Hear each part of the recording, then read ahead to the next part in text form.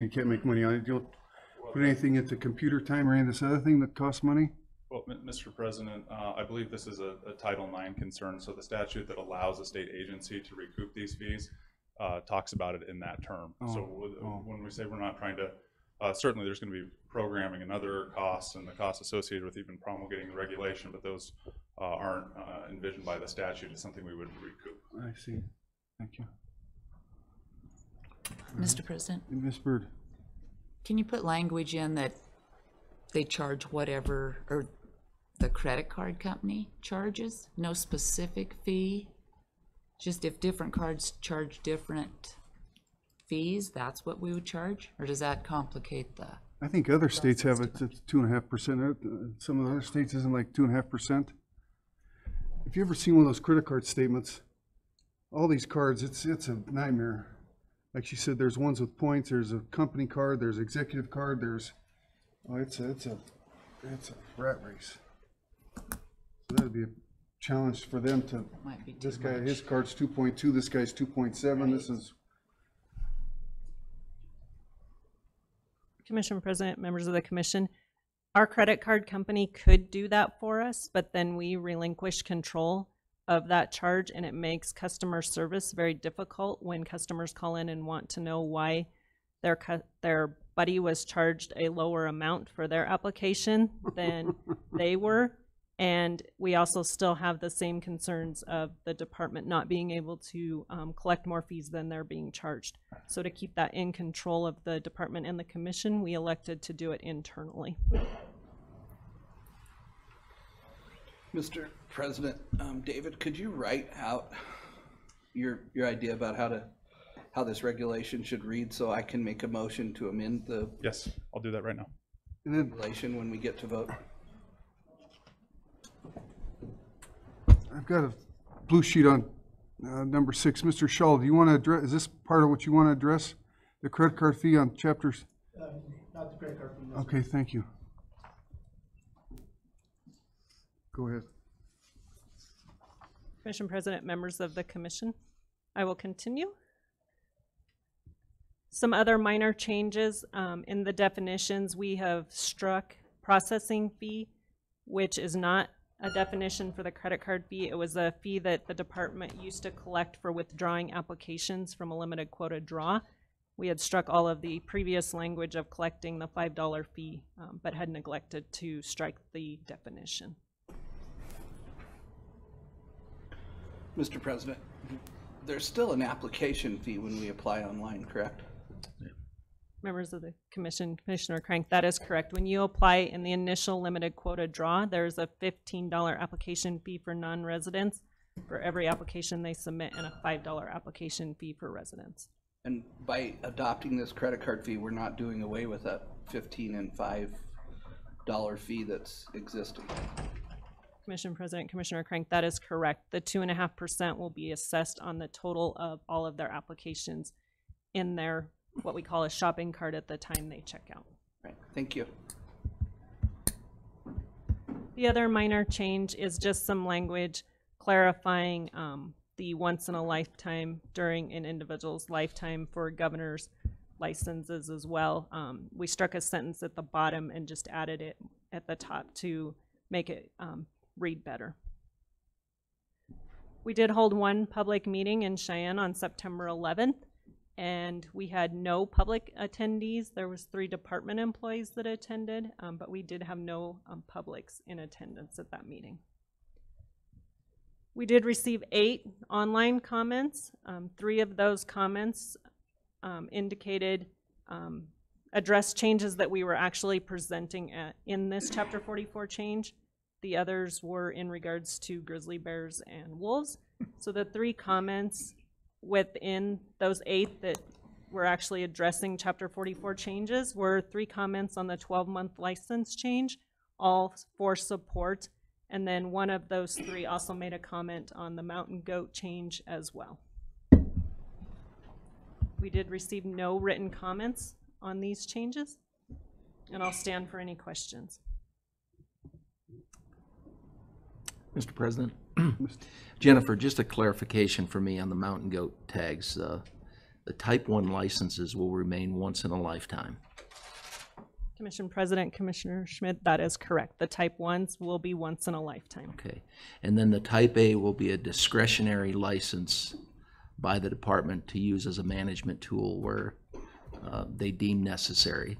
And any applicant, whether they've drawn a type 1 or not, can apply for that type A license. Commission President, that's correct. Thank you. But they would have to make a choice each year if they wanted to apply for a type 1 or a type A. Right. Okay, thank you. Mr. President, Yes, sir. totally off topic from the changes, but I noticed in reading the regulation that there's a provision that I wasn't aware of, that an entity representing children with life-threatening illnesses, there are some set-aside licenses for those kids. That's correct. All right. How much demand are those? Do we fill those quotas for, you know, kids with life-threatening illnesses that want to hunt in Wyoming? I think Or do you know? later on, I think Muley Fanatics, they take those kids out and they're gonna give a report. Yeah, I understand that, but I'm curious. How many? I think most of those people that Muley Fanatics and others take out are just draw licenses. So I'm just curious, of those set-asides, do we fill them up or not? Commission President, Commissioner and Crank, several years ago, we were meeting the maximum of those and did increase that number of set-aside licenses for those youth with life-threatening. And I believe this year we are pretty close, or did issue all of those licenses. I don't have that exact number off the top of my head for 2018. Okay. Any other questions for Jennifer? All right, stay put. Mr. Shaw, would you like to address this chapter 44? Yes, sir, just a couple questions. Go ahead, identify yourself and go ahead. Thank you. My name is Rob Shaw. I'm Mike. Yeah. I'm Mike. I'm from Jackson. Just started a new hunting advocacy nonprofit called Mountain Pursuit. Just got going here this month. And I just had a couple questions about the license change to 12 months that I didn't see addressed. And that was if there would be a fiscal cost to that. You know?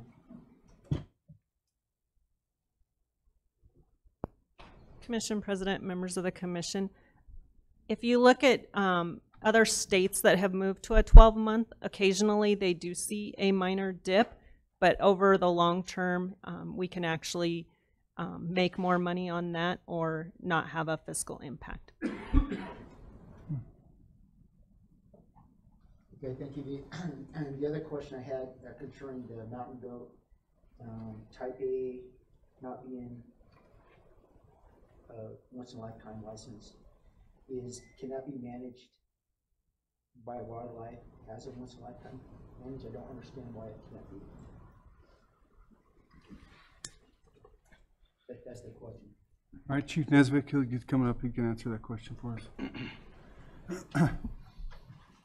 Yeah, so the intent of those licenses are actually to provide opportunity in places where we want to manage mountain goats to either not exist or to exist at a much lower density. And so if it was a once in a lifetime license, the fear would be that people wouldn't put in for them, because these are places, the type A would be in places where there are very, very few mountain goats. The likelihood of being able to find one would be low, but there are some there. And so the idea is to provide that opportunity and not take away somebody's once in a lifetime chance to take a mountain goat or to get a mountain goat license. Does that answer your question, Mr. Shaw? Yes, I think so. Just so I understand correctly, then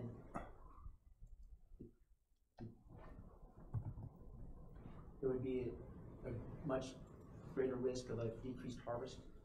Is that correct? Yeah, so just as an example, so in the area south of the North Fork of the Shoshone, that's a place where we don't want to see expanding mountain goat populations. However, there are a few there. There's a handful of them there. And so we would expect, if a person drew that license, that their chances of harvest would be fairly low. But it doesn't make sense either to not provide that opportunity to somebody who's willing to go into an area with low density mountain goats very, tough terrain, hard to hunt. It doesn't make sense not to provide that opportunity, and that's the intent of this Type A license. And the reason, that's a place where they're encroaching on mountain sheep territory, I think. This is about competition with the Absaroka bighorn sheep population and mountain goats expanding beyond where the department thinks that we ought to continue to have robust mountain goat populations. Mr. President, Another explain example why is- that's a concern. Say again? Explain why that's a concern that we'd have mountain goats mixing with sheep. Probably the most easy concern to identify is just the competition for habitat. The Absaroka bighorn sheep herd is I consider it the crown jewel bighorn sheep herd of the lower 48. And so it's probably important to manage that particular sheep herd more for sheep than it is for goats. Secondly, there's disease concerns. And there is demonstrated incidents where mountain goats have transmitted different diseases to bighorn sheep, and so that's the secondary concern. The other area of the state where this has come up is specifically in Grand Teton National Park, an expanding mountain goat population there from the alpine area, Snake River. Those mountain goats there along the Snake River and just north of the Snake River have expanded now into Grand Teton Park. Grand Teton Park doesn't want them because they're not native, and they have the same concerns with disease transmission and with habitat competition. And so they have been looking for ways also to remove mountain goats from Grand Teton Park. This would provide us a management tool where we could actually focus some mountain goat harvest adjacent to Grand Teton Park, not in the park, but adjacent to it, to try to help reduce that mountain goat population that's right there adjacent to the park. Mr. President, one other question this has brought up for me is, are these Type A licenses, will they be a limited amount of licenses, or will it be like a general type tag? The intent is to make them general, but with that said, we really can't because of the way that the statute's written. So it would be limited quota, but with a very, very high quota, so that basically anybody that wanted to come pick one up over the counter could.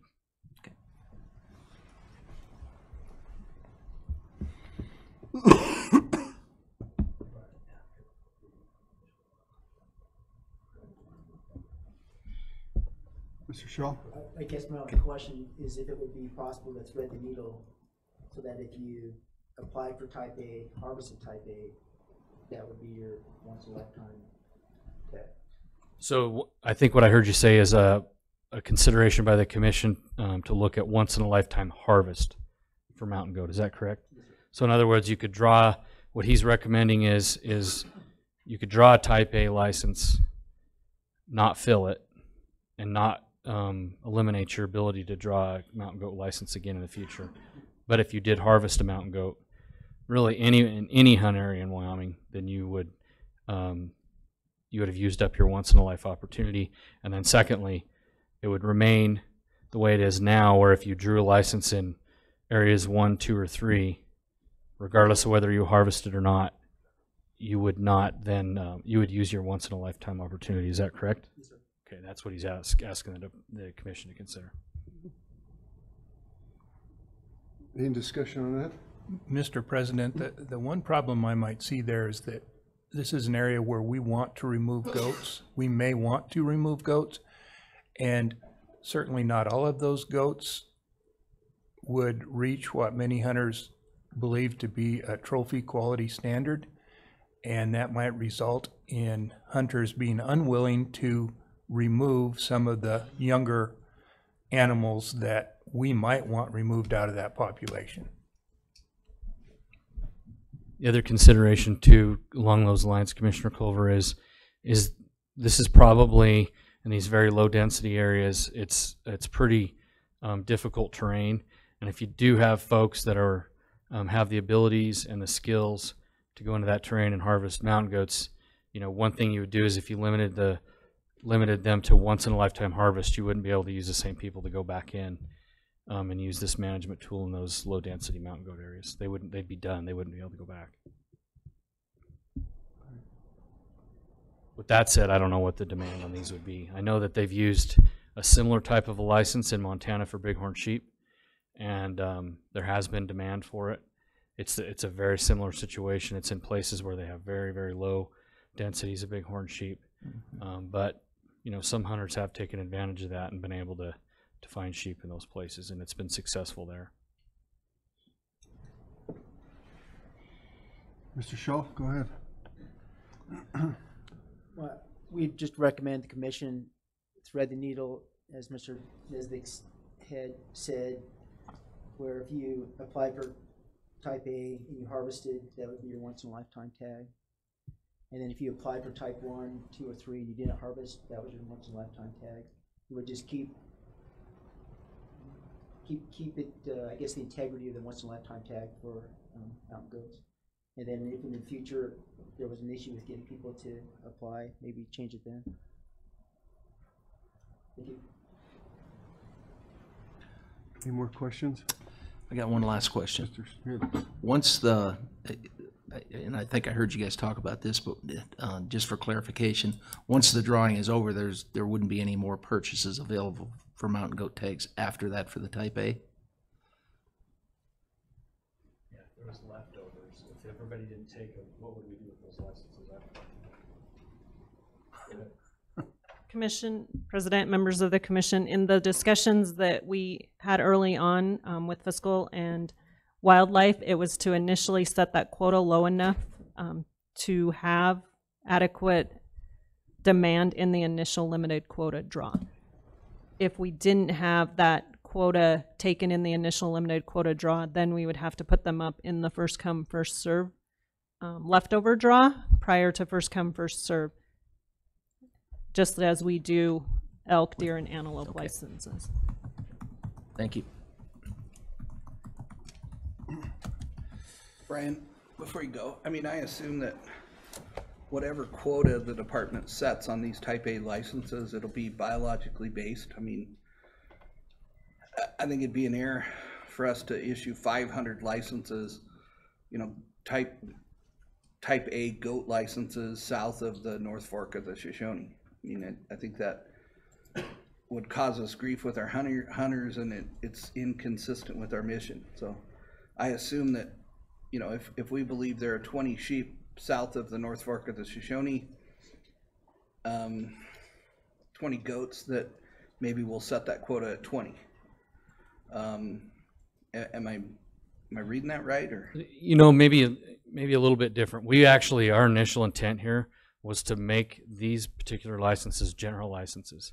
So you could just buy a general goat license. If you wanted to go in and take that risk of going into a place where the densities were really low, you had the ability that you'd be able to go buy a general license over the counter. Because of the way that the statute is written, we just can't sell general mountain goat licenses. It says they have to be limited quota. And so the idea behind we wouldn't probably have a quota of 500 licenses, but it would be higher than what we know there to be goats in the area, so that pretty much anybody that wants that opportunity, knowing full well that they may not have a great chance of harvest, can actually go get a license and do it. That would be the intent.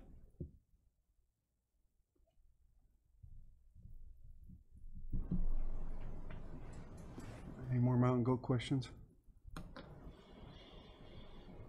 Any other questions on chapter 44? Mr. Culver? No, were you done with your presentation? Commissioner President, yes, I was just standing for I'm any sorry. questions. They get mad at me when I go over time, so I'm trying to do Do you have any more blue sheets? No, that's the only one on this topic. David DeWald. I'm prepared to make a motion. You always are. I move that we approve chapter 44 as presented, with the exception of, could you throw that subsection F back up there, somebody? Where are our tech guys back there? Yeah, just a second. Back there playing pinochle.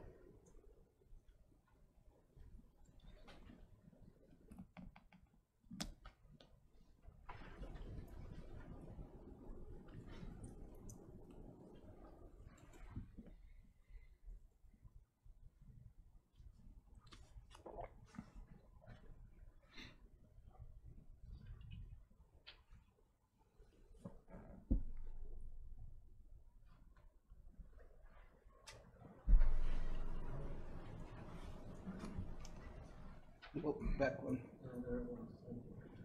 So, I move that we approve chapter 44 as presented to us with one amendment to page 44-9, section 4, and that subsection F as approved by the commission reads, effective January 1st, 2019, the department shall charge an applicant a 2.5% credit and processing fee of the cost of any license, permit, stamp, tag, preference point, or competitive raffle chance applied for or purchased by the use of a credit card. And then I'll give this handwritten motion that David gave me to Sherry so that minutes can accurately reflect that change. I will second. Seconded by Commissioner Byrd. Any questions of the commission? 2.5% processing credit card fee. All in favor? Aye. Opposed? That passes. Thank you. Thank you. Jennifer. So, I'm ahead of schedule. What do you think of that? That's good. That's good. Keep it up. We might have to worry about that in executive session. Yeah. Do we break? Joey, you're on for after lunch. What is you're about a half hour for your presentation? Josh is about a half hour. Okay. Well, did we break for lunch or? Why don't you do a call to the public and Okay. then we can break for lunch? We'll have a call to the public. We're a little early to break for lunch. Does anybody have anything they want to address the commission on? About the football season? Anything you want to talk about here? Let's so. Steve, you're always good for a few minutes. Come on. Well, appreciate you all here. I guess we'll break for lunch and be back at 1 o'clock for item 7. Thank you.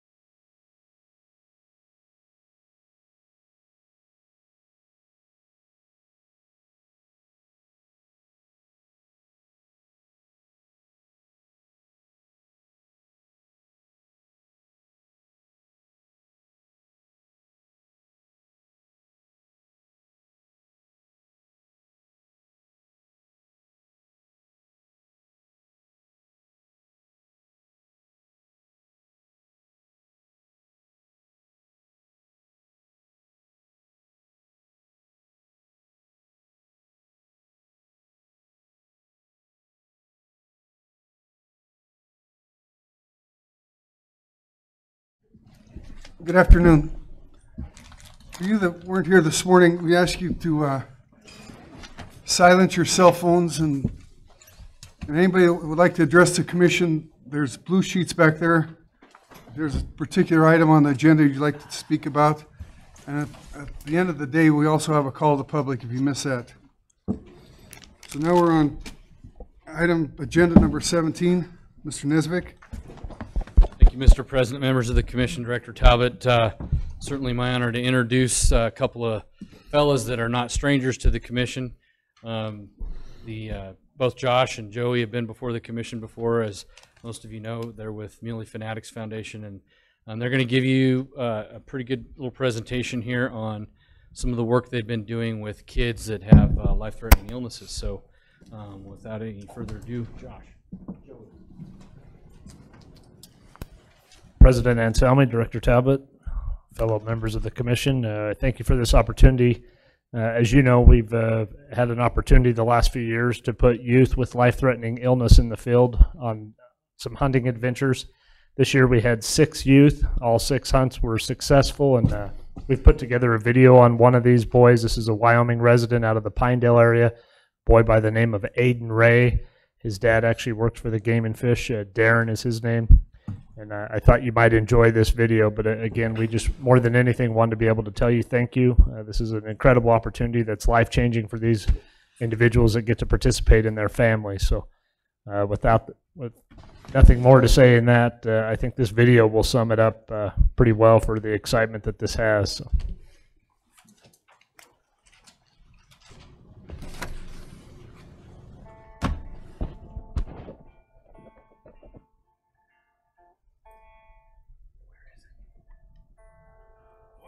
This morning, with the sunrise in my eyes,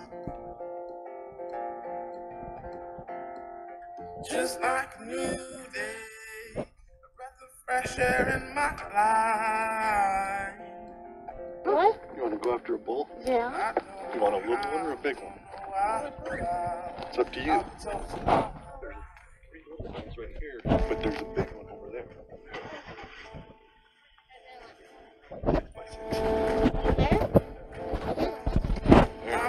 Briefcase, waiting at the door.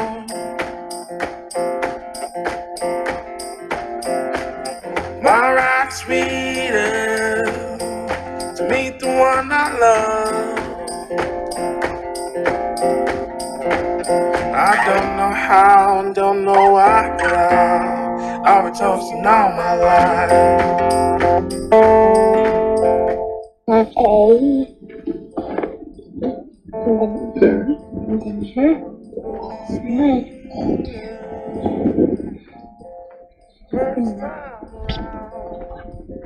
Okay.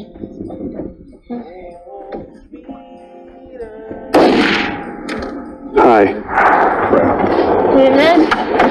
He's still right there. That's a big gun. We missed.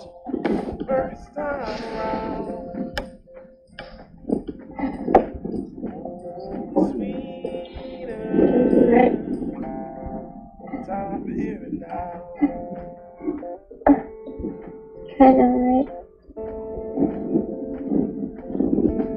There's the broadside.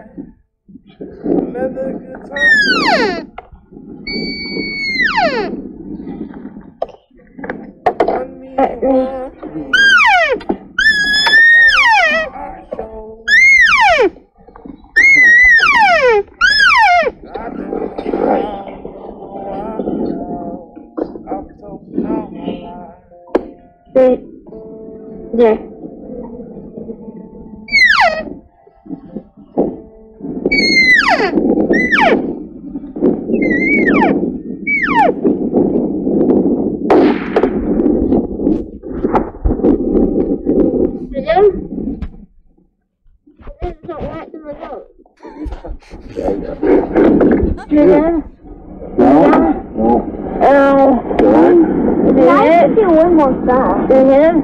Sounded like it hit him, but he kind of dropped his back end down, I thought.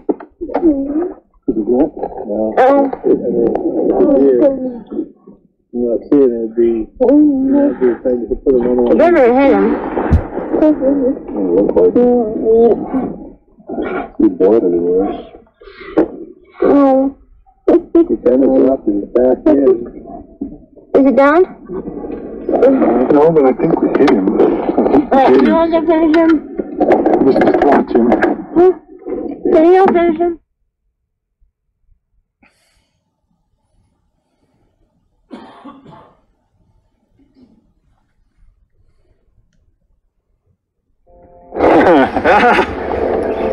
How do you like me now? How do you like me now? How do you like me now? Kelly, we wish you were here. Yeah. Wish you was here too. Good job, buddy. Yeah. Way to go. You got a nice, you got kissed. You got kissed by the scope, huh? Yes, he did. Missed first shot. Second shot. Hit him on the low dot. It was hard to see for a little bit because of the light. And because of the hunter's handling permit that I have, my dad went to finish him off and saw the whole thing and just dropped my stats. Good shooting. How's your head? It's okay. Hurt at first. Yeah, you'll get over it pretty quick. Congratulations. Thanks. Well, that's what I did want to do. That was a heck of a shot, dude. So what I saw in Your this, first one, though, dude. yeah, then, so what I saw in this goatee looked pretty big. Yeah, I think you got a good one. The 6x on one side, at least. Yeah. Nice. Yeah. Yeah, he looked like he was pretty tall too. Yeah, you've been dreaming about him since February, huh? Yeah. Can you hold your head up all right, or are you okay? Yeah, can you look down for a second? Oh, thanks. That's kind of rough ride down here. Huh? I can just wait for you guys up here, but Okay. make sure you take a picture of him before you turn him up, okay? You got it. It's so cool when something works out for him. He's put up with enough. Yeah. He can call that a 6x6 all day long. Yep. Big sucker too, man. Boy, he is. He's gonna be even bigger going back off. I wasn't planning this stuff, you know. Yeah, that's awesome. Dang. This is where he was hit that first time, Joey. No kidding? Yeah. That's great. We got 2 hits, so. Yeah, I'm surprised this didn't put him down. I can't believe it. He must be right underneath that. It hurt him bad. Boy, he didn't want to walk. No, he didn't want to do anything. Is there an exit one over here, right? Yes. Yep. Down low. Yeah, if that would have been just up a little higher, it would have broke his back. He'd have fell. Right there. Oh, yeah, what was the first thing Aiden said? Well, after this shot here, what did he say to you? He said, I'm done. Yeah, I'm done. He's like, I can't shoot anymore. I didn't think we'd get 2 shots out of him there. That first one. We never shot with that pre-filled. I just brought it. That's a huge rifle. I just brought it thinking, well, if we get forward in one, and I've got to shoot it or something, you know. Yeah. Like, well, we can try a poke. Oh, yeah, let's try it, Dad. We got to give it a try. You fanatics, man. Yeah. Doing fanatics. Way to go, guys. Woke up this morning with the sunrise in my eyes, just like a new day, a breath of fresh air in my life. I don't know how. See him? That's nice. 1, 2, 3, 4, 5, 6. 6x6. Wow. 6x6? I thought it was 6x5. Whoa. Nice. Bring him over close. He's 6, isn't he? 6x6. That's gracious. Your first elk is a 6x6? You good? Yes. Right where you're at. Your dad's here now. He's coming.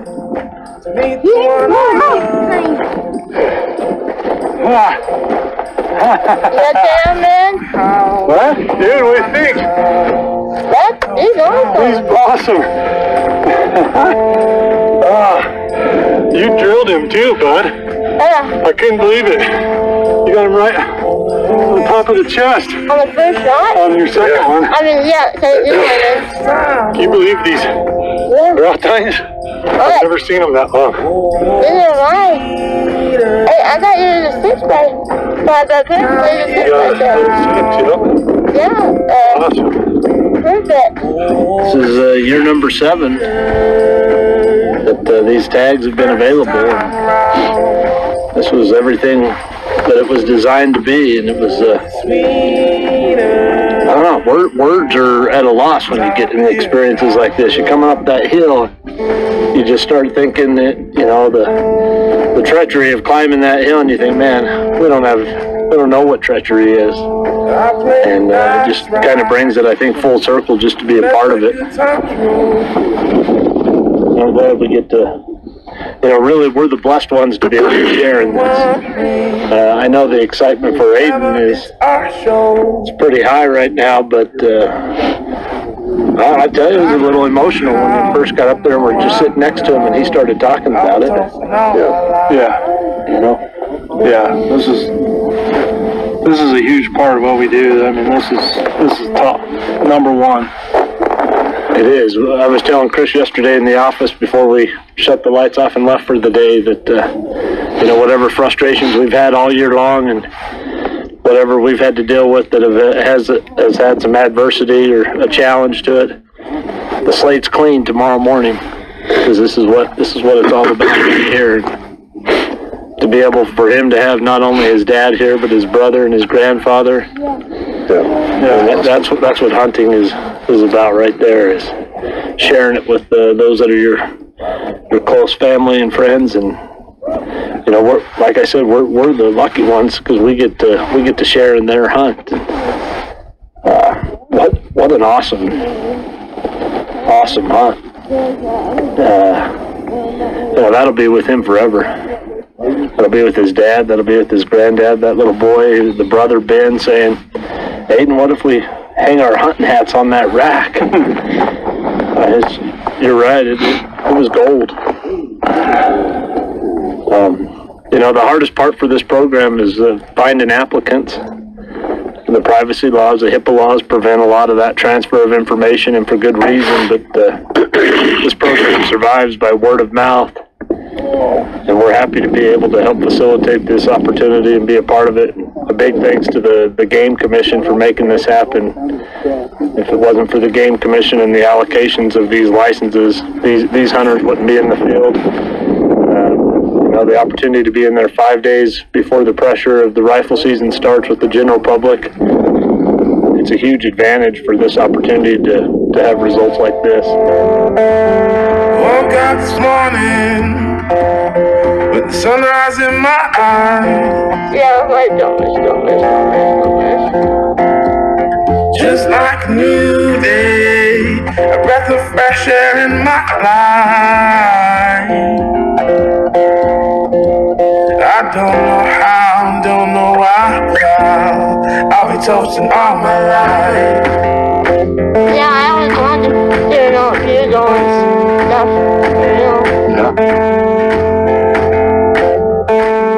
My boots and briefcase are waiting at the door. So I want to do it today while everyone is here. My ride sweeter to meet the one I love. I don't know how and don't know why, but I'll be toasting all my life. Perfect. Good job, man. That was an awesome shot. That was a long way. I told you I could make that shot. You did.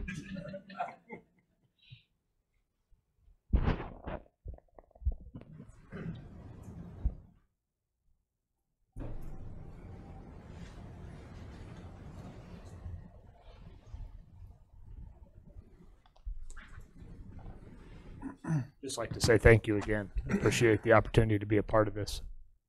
Thank you. Thanks for all you guys do. Your group. That was great, Josh. Good job. Mr. President. Yes, sir, Mr. Crank. Josh, how can we help you recruit other folks? You know, I look at all the applicants we've had over the last 7 years, and this year we had 6. This was the only one that came from within the Cowboy State. I don't really have the answer to that. It's really been a word of mouth. We've reached out to hospitals, schools, and because of the HIPAA laws, as I mentioned in the video, it's just very hard to get that information. So it really comes down to folks knowing somebody that might qualify and being able to help bring it to us and let us move forward with it with you. So, I don't know if this works, but if we put something on our website directing folks, that if they have a child with a life-threatening illness or survive a life-threatening illness, to contact you guys, would that help possibly? Absolutely. Yeah, all of our chapters within Wyoming, we have 8 chapters now. They're all championing the same message. One of our chapters in Southeast Wyoming and Cheyenne actually had one of the hunters this year, and then our chapter in the Fremont County area, the 10 Country chapter, they had a hunter on an antelope hunt. So I think over time the word will get out.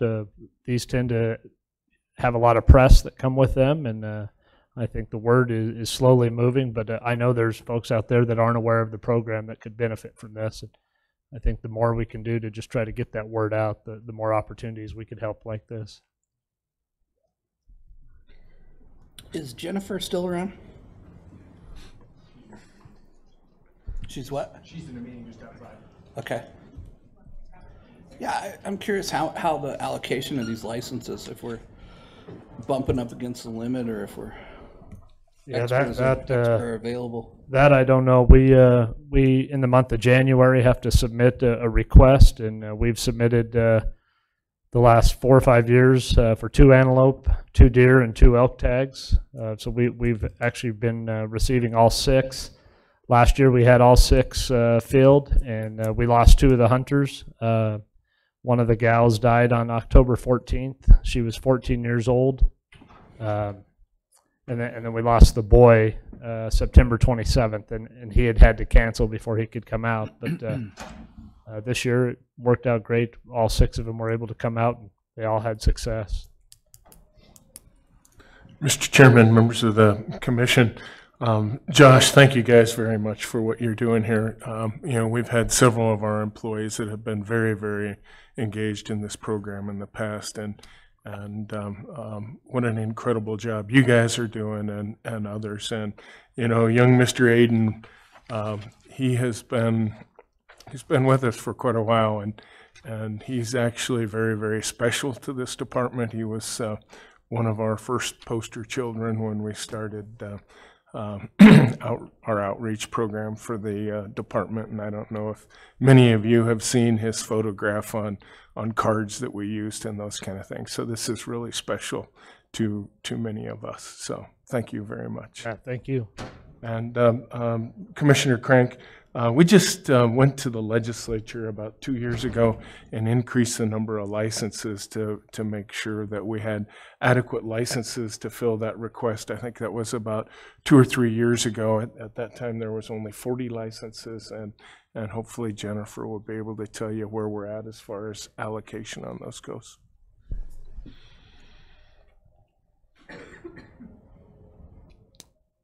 Commissioner President, Commissioner Crank, if I understand the question correctly, you were looking at the number of licenses we've allocated to the Youth Life Threatening Program. Is that correct? Yeah, I saw in the regulations there were numbers, and I'm just curious how many of those are used on any given year. Commission, so far we've issued 23 of those in 2018. There's a total of 25 across each species, so that's elk, deer, antelope, and turkey, and we've issued 23 so far this year. 25 elk, 25, say that again. So 25 for each species, and they can choose elk, deer, antelope, or turkey. And we only issued 20, so that's 100 licenses total? Commission, that's correct. And we only issued 23? So far, that's what we've issued. We could have other applications because normally we don't issue those until those individuals are getting ready to come hunt. So oftentimes those do go out throughout the open seasons. So That was just, Brock has messaged that to Meredith while I was out in the hall. So it sounds like we may have some availability for other kids to do this. Commission, that's correct. Okay, great. Thank you, Jennifer. Sorry to call you out of your meeting and cold, so. That's okay. Any other comments or questions? Thanks, Josh, Joey, thank you. Yes. Can we put this on our website? Is the commission okay if we put a link to Muley Fanatics in this program on our website? I think it's a great idea. Caleb? Works for me. Scott, could you help us do that? Absolutely, we'll get it done. Mr. Nesvik?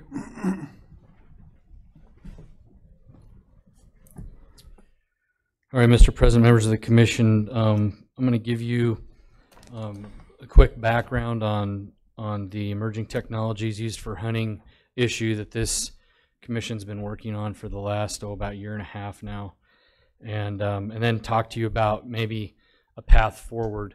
We have not, just to make clear what I'm looking for here at the end, is we don't have any draft regulation or anything like that, but I'm going to have a few specific recommendations for you at the end for your consideration that we would then, if you give us direction to move forward, put into a regulation and take out for public comment and that kind of stuff. But just to remind everybody how this started, actually over time there's been, every few years there's been either calls from the public, calls from the legislature, or sometimes interests by the Game and Fish Commission to look at new technologies and determine what we need to do with regulations to address those, to ensure that we can maintain the integrity of fair chase, and also make sure that those new technologies that can have some benefits are considered and allowed through regulation that may not have been in the past. And so about a year and a half ago, we commissioned a group of department folks to really study some of the issues that we'd heard, look at all the new emerging technologies, consider things we'd heard both from the commission and also the legislature.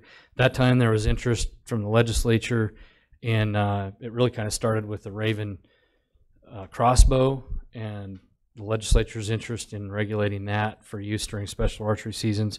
But we really asked this committee of biologists and wardens, information and education specialists from the department to look at all potential new technology, and then the culmination of that was they drafted a white paper that you've all had the opportunity to look at several times over the past year and a half, and then we brought recommendations from that white paper to you last January at the commission meeting in Douglas.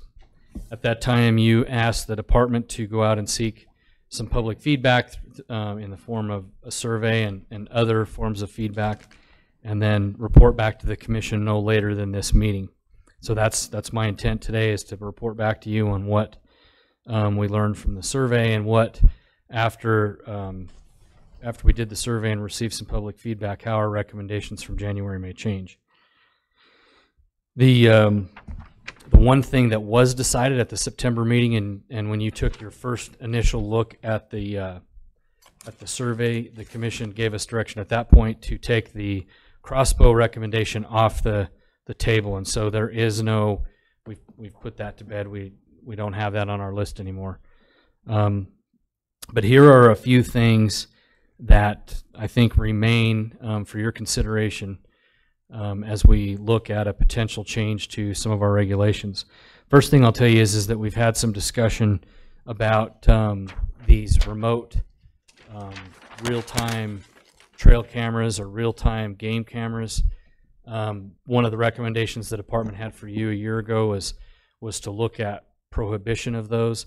Just to make sure everybody's clear, these are the cameras that they could be placed on, say, a water hole, and as soon as an animal's there, it sends a live feed or a live text message or some kind of a communication to a person who's not there, and lets them know that, sends them an image of the animal that's at that particular spot.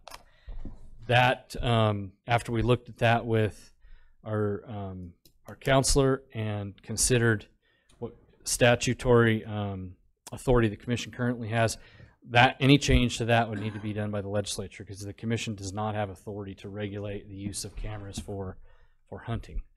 I haven't talked with Scott yet to know how that discussion went with the legislature the other day, but we have at least agreed to talk to them and let them know that that's an issue worth their consideration as well. So that recommendation's off the stack as well, because it needs to be addressed through statute. So what we're left with is a few things here, and the summary and the report of the survey that was conducted by the University of Wyoming over the last several months. You all should have a copy of. You got an initial presentation on it at the September meeting and some of the results. So really what I'm basing a lot of these recommendations on are the results from that survey, as well as things that we've heard directly from the public.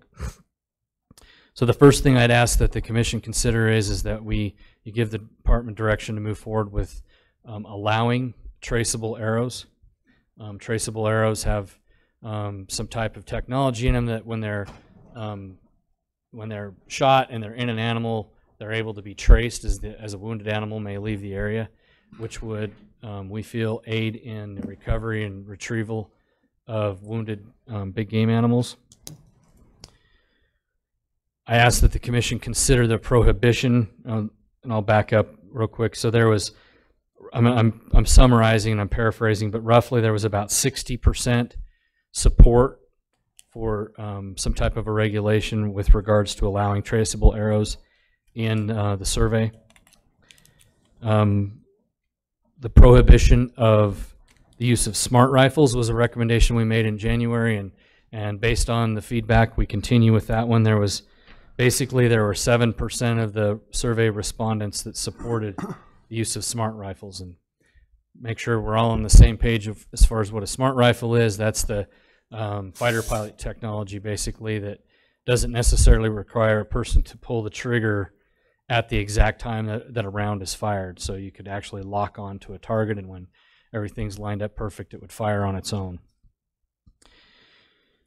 The other, a third recommendation that we have is to require, to provide some type of regulatory language that requires specifically defined shot follow-up, so that if a person takes a shot, they have some kind of legal requirement to go and make sure that they didn't wound or kill a big game animal. This is currently in place through federal law for waterfowl. And then lastly, and there wasn't really a specific survey question that addressed that, so I don't have a percentage for you, but the last thing that we recommended in January, and I think the commission should still discuss and consider, is the prohibition of the use of holographic sights, magnifying optics, and those kind of things on archery equipment, specifically for the special archery season.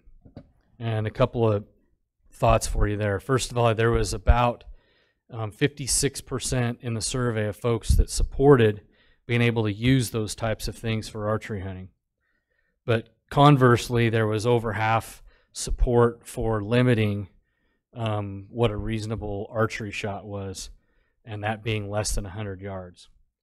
So the thought being that if shots are less than 100 yards, they don't necessarily require any kind of magnifying holographic sight or any kind of a magnifying device.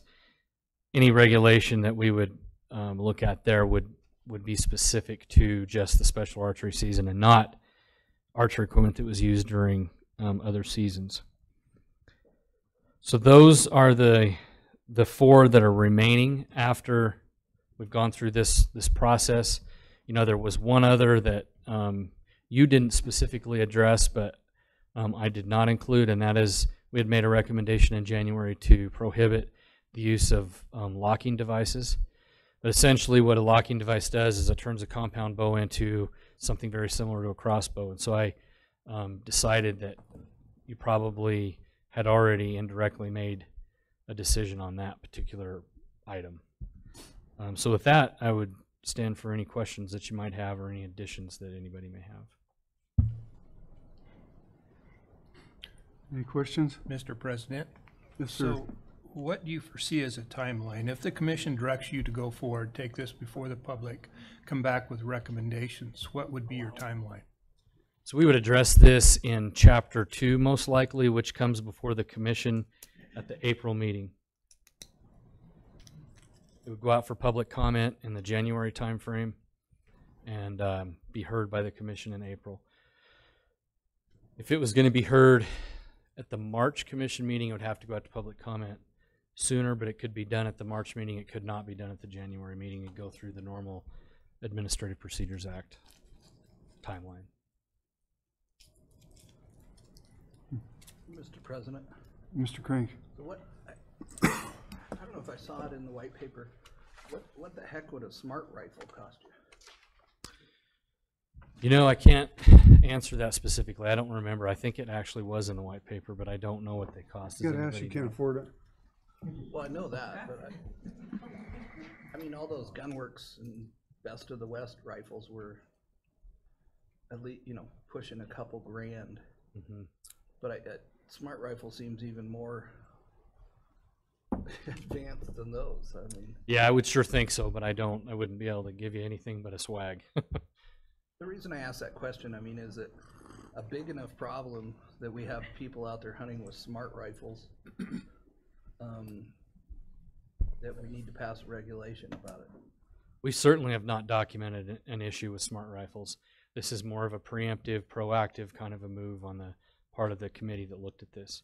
And I can tell you as an example, you know, another time that this happened is it wasn't through reg, it was through statute, but there was an opportunity people could actually hunt in Texas without actually being in Texas, and you could do it over the internet. And they had a robot or a vehicle that you could drive on your computer from Switzerland. I remember that. And you know, we didn't document that that was going on in Wyoming, but it kind of shocked the conscience of those folks that looked at it and said, it's something that we're not going to allow to happen in our state. Mr. President, I had done a little research on those, and they are manufactured in Texas. They're available commercially right now. Pat, I wished I could remember the price. I just can't. I was surprised a couple of years ago. I was at a Mule Deer banquet, a Mule Deer Foundation banquet, and they actually had one for an auction item. You could buy tickets there. They didn't give it away there that night in Sundance, but they actually were selling tickets for one. The Mule Deer Foundation was. And then the other question I have, you know, on Hunting Channel, I see what I call smart scopes. I mean, basically you point it at the animal, push a button, it ranges the animal. I think it factors in windage, angle of shot, gives you a lighted reticle to put on the, you know, to hold dead on the animal and then shoot. If you know, I mean, is a smart rifle a regular rifle with a smart scope on it, or is there a difference? Or Yeah, so the smart rifle actually, it is a fancy high-grade rifle, but my understanding of it is that it's components or additions that you put on the rifle that makes it smart. It's other additions like lighted reticle scopes and this technology that can lock on and then adjust on its own. You know, it doesn't actually move the end of the rifle, you do, but it actually makes the rifle fire when it's back on its target that it locked onto through this fancy scope. That's my understanding of it. Mr. President, you know, I'm such a bashful guy, but I'm going to express an opinion. You know, I don't think smart rifles, smart scopes. Sometimes I wonder about how far we're shooting. All that is truly fair chase, but I worry about if we try to regulate it. Is the regulation worth it? And secondly, what kind of grief do we cause to the department trying to regulate, for instance, you know, game cams that connect to your cell phone? I mean, how do we know if it's turned on? I mean, as you pointed out in the white paper, how do we know if that component is turned on or off? And, you know, for instance, is we have a hard enough time regulating flying, you know, to spot animals and use that to kill trophy game animals. I mean, it just seems game cams are a nightmare compared to that issue even. So what are your thoughts about trying to enforce any of these things, Brian? Well, I'll tell you I got a couple of thoughts on that. First of all, it is a lot more it's a lot easier to enforce a law or regulation that specifically defines an object or a piece of equipment like a smart rifle. It's much, much more difficult to enforce, long range shooting and what one person thinks is too far and what another, that gets into the too hard to do category as far as enforcing that. The other thing I'd tell you as far as enforcement of some of these, the follow-up, the shot follow-up recommendation, that could be hard to enforce.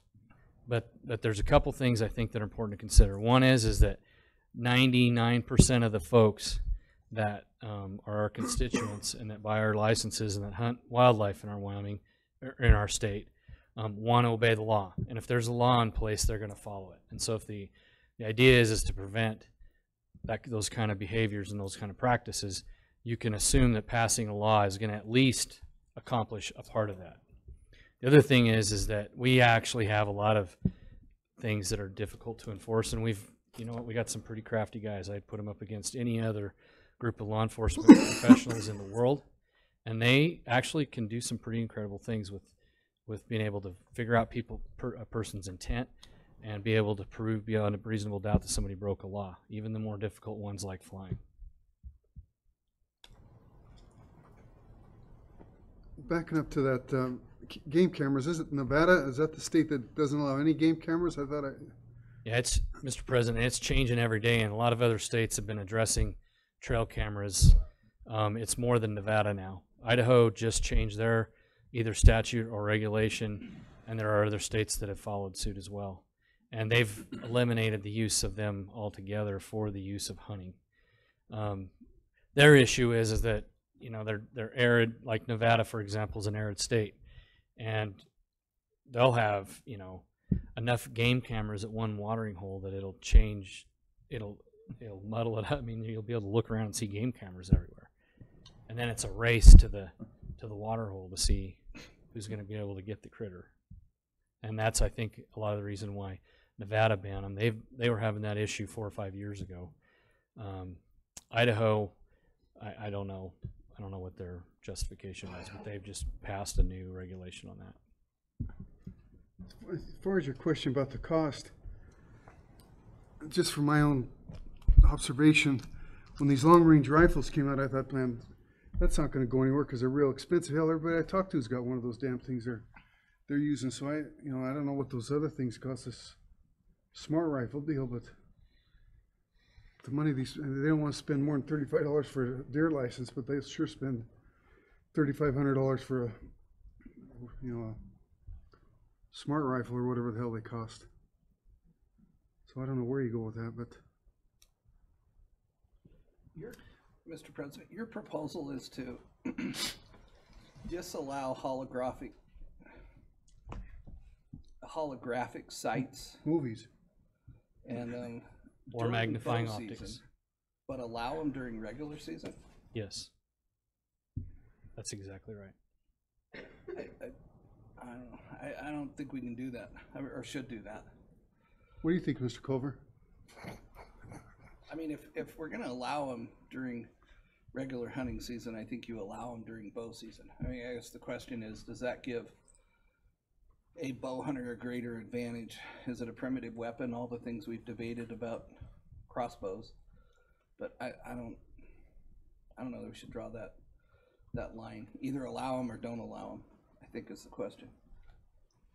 In the thought process behind that, and I like I said, I think it's worth the commission just having a discussion about as to whether they want us to move forward with that in a reg. Is really beyond 100 yards is when you need that kind of technology, and short of that is when you don't. And so, that was the thought process, and I link it back to the survey where there was support for limiting. Not that I'm recommending we limit how far a person can shoot with a bow, but there was support. People you could kind of ferret out through the survey that they thought that 100 yards was about as far as a person should shoot with archery equipment during a special archery season. They were originally, as we talked in January, special archery seasons were enacted to give folks that were using limited range weapons an advantage that other folks would not have during a rifle season. And so it was kind of in that spirit that this recommendation comes to you. Mr. President, Yes, sir. you know, it's no secret my feelings about the crossbows or the locking devices, but I would support the department taking it before the public, their thoughts on magnifying or holographic sights during the archery season, or if we should go to the pins, just pins. You know, the other sight is the laser ranging sight that automatically compensates the red dot or the target. Those are used both with rifles and archery. I guess I would like to know the public's opinion on that. Well, based on the experience we had after last January, we'll get their opinion. Mr. President, didn't on the holographic sites, didn't you say there was that survey that we done, there was a 56% against the use of those? 56% for that favored that as a fair chase. As a fair chase Yes. Option.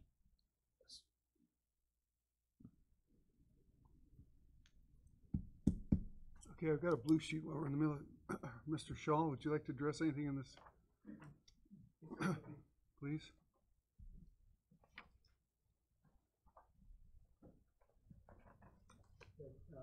Shaw, Mountain Pursuit.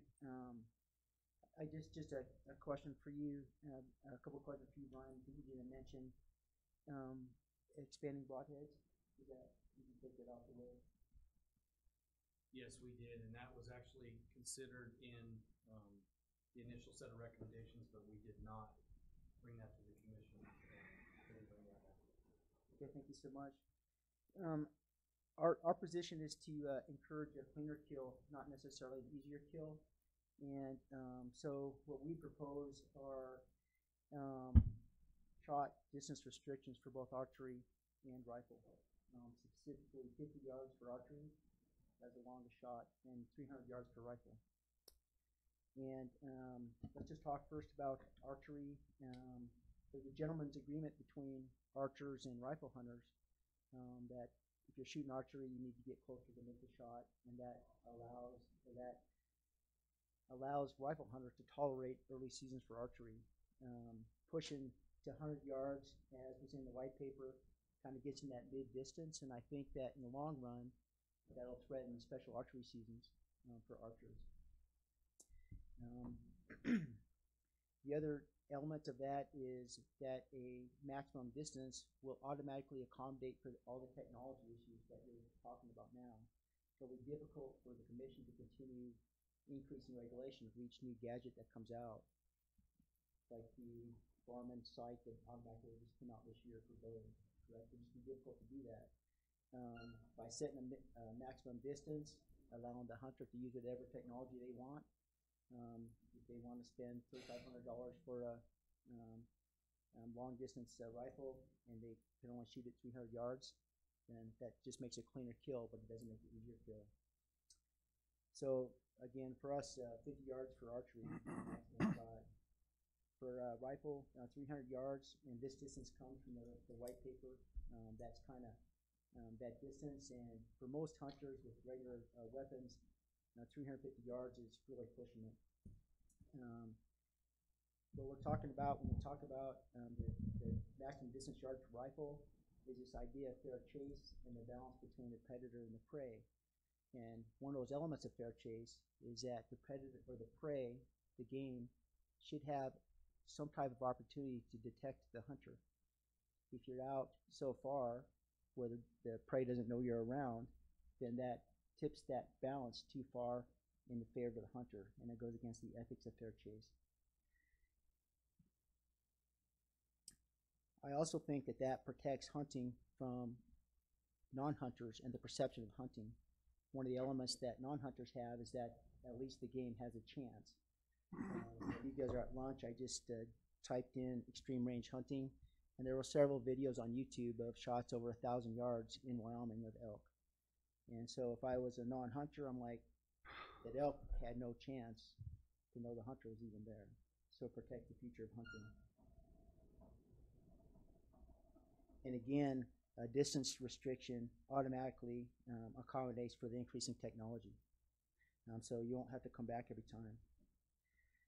Some questions that I would have if I were you: how did we come up with those distances? Again, that just came right from the white paper. I thought that the committee did a great job on that, and those two distances come right from there. How is the department going to enforce that? Again, as Brian had mentioned before, 99% of the people who go out hunting will respect the law. So we're just talking about a few people here. And then just like the game retrieval law that he suggested and we support, that'll be difficult to enforce too. But not many. It's just something that most people will follow the law.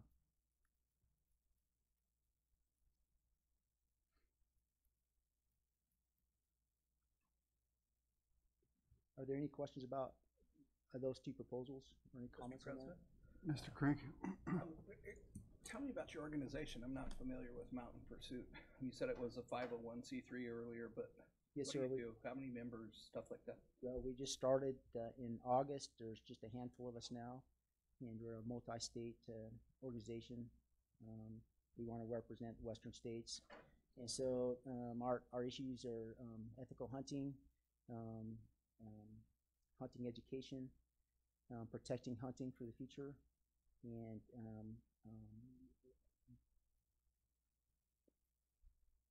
prioritized licenses for in-state residents for Western states. Thank you. Sir. Moving on, one of the major issues with hunting ethics that was not addressed in the white paper is the use of ATVs and ORVs and off-road stuff during hunting. It's a major issue, and I understand now that Game and Fish personnel and local law enforcement cannot enforce because of jurisdiction off-road travel on forest lands, for example. Years ago in Pinedale, the county attorney tried to set it up so the sheriffs could enforcement by destruction of property if somebody went off trail, but I don't know how far that went. What we'd like to suggest is creating a hunting violation for taking your vehicle or not following the travel restrictions, whether that be driving on a closed road during hunting season, this would be just during hunting season, or creating a new road. And specifically, and I hope I have my information correct, but this would be something that Game and Fish and other Wyoming law enforcement could enforce.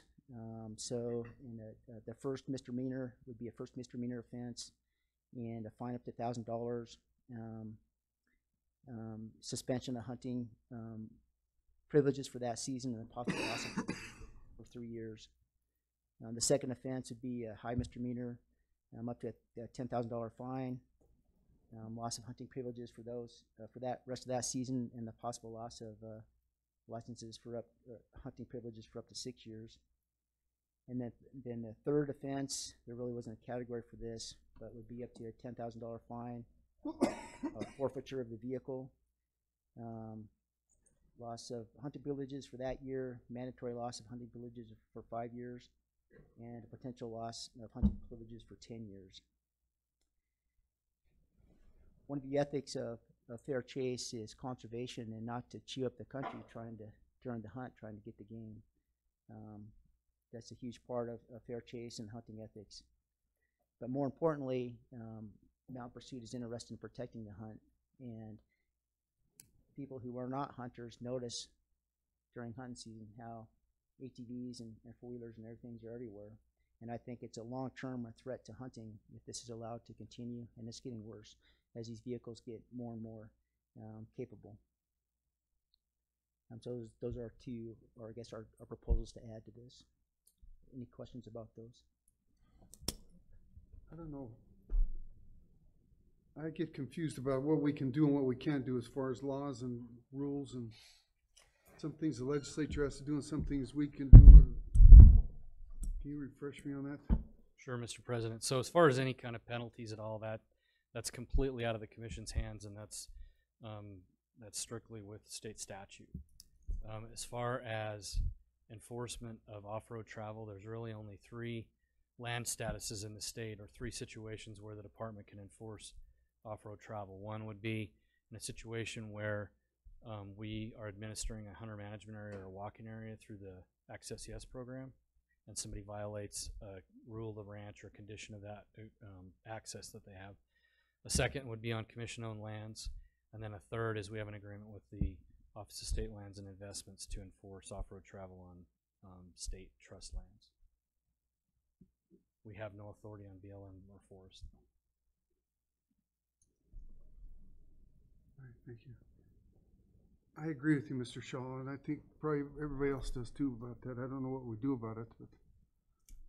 Well, what we propose and to see if it's possible is to understand the department personnel will not be enforcing a federal law, but if there was a violation of that federal law, they'd be enforcing a game and fish law. I'm not sure exactly how it would work, but there would be some so the penalty would not be federal, it would be state and be tied to the hunting and hunting privileges. That's what we're trying to thread the needle there. You can kind of understand that because it clearly state personnel can enforce federal law. But if the federal law is violated, go ahead. Yeah, I was just going to say, Mr. President, the other thing I should have added when I talked earlier is that the commission is granted its authority mainly through powers and duties in those statutes that address the commission's powers and duties, and there isn't anything in there that would give the commission the authority to enforce off-road travel on federal lands. And Counselor, do you agree with me, or?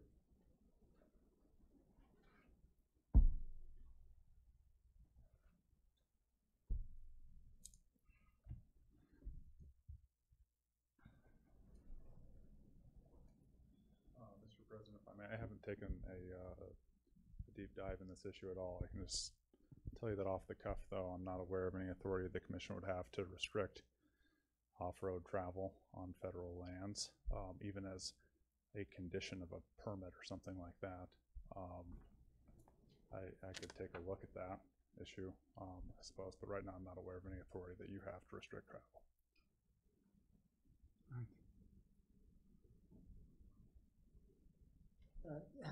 The bigger issue for us is the ethical issue of conservation when it comes to these vehicles during hunting season, and then in the future protecting the hunt and the opinion of non-hunters for hunting, and it's a major issue.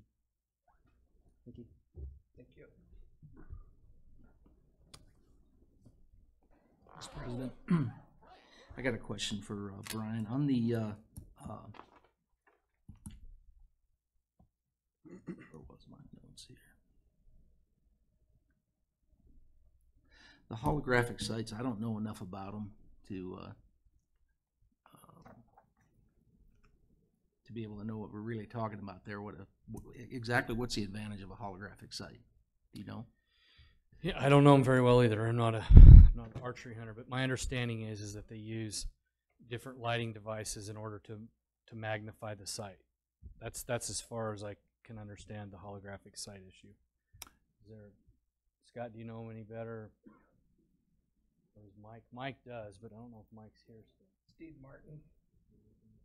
Steve? I don't have any knowledge of the advanced technology side, other than my opinion is that electronics do not go past that. Do we have a regulation now against lighted sites at all? No. There is nothing now. No, just can't project a light. But you can have a lighted reticle. Lighted reticle. Mr. President? Yes, Mr. Crane. Do we have anything that would presently in regulation or statute that would ban traceable arrows? We don't have anything that would necessarily ban traceable arrows, but I think it does need to be spelled out in reg just to make sure there's no gray area there if we're going to allow it. Why? I mean, if there's nothing that prohibits traceable arrows, and you've proposed to this commission that we pass a regulation that authorize traceable arrows, I think by our inaction, it shows that their traceable arrows are okay. Something to do with the tracking.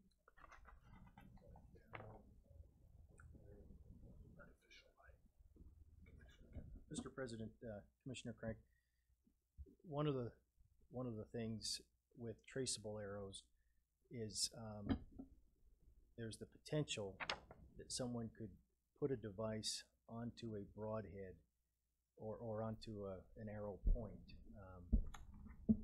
that's transferred to the animal, not necessarily in a lethal manner. I think the director's probably thinking of the one that I am as well.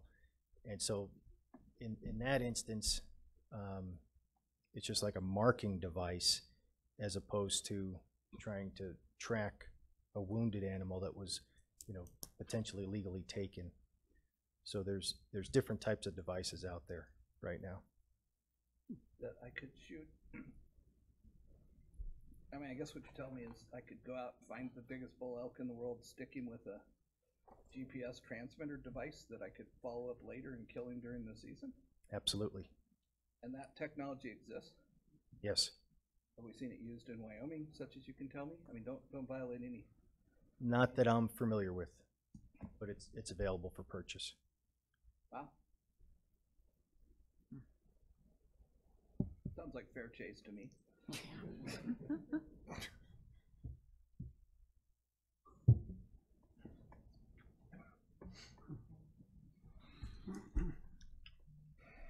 This thing gets muddier every time we open it up. I don't know. Where do we want to go from here? So, Mr. President, this is a muddy issue because everybody sitting in this room has a different definition of fair chase. And the technology improves and increases every day. But we can't ignore it. I think the commission needs to tackle it head on, and I would urge the department to take those issues before the public. The traceable arrows, prohibition of smart rifles, work up a definition of shot follow-up, prohibit holographic or magnifying sights, and I think you should look into the laser ranging sight compensating, or laser ranging, there's a term for it and I can't think what it is, but where it automatically compensates a site placement.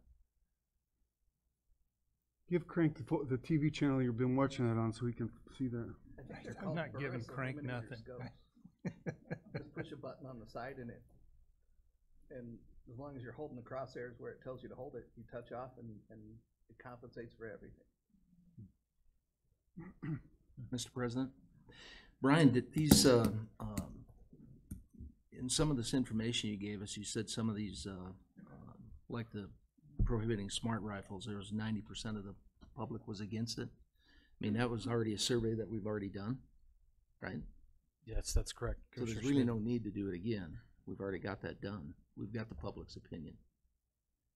Well, what we have is we've done that through a survey, but we haven't actually taken a regulation before them and done a formal public commenting process. Okay, gotcha.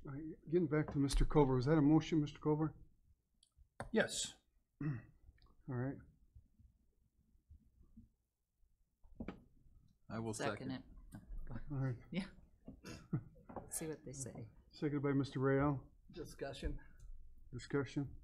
I mean, it amazes me as a sportsman that we have to think about regulating stuff like following up your shot. That's ridiculous. I mean, every sportsman should follow up their shot. But I guess if we have to, we have to. But I think much of this, we already know what the public thinks. So I'm hesitant to go with your motion, Commissioner Culver, to go back out and stir the pot again. I think we have the ability today as a commission with the information we have to direct Brian to give us proposals on some of these items, you know, in regulation form at our next meeting. I just think we're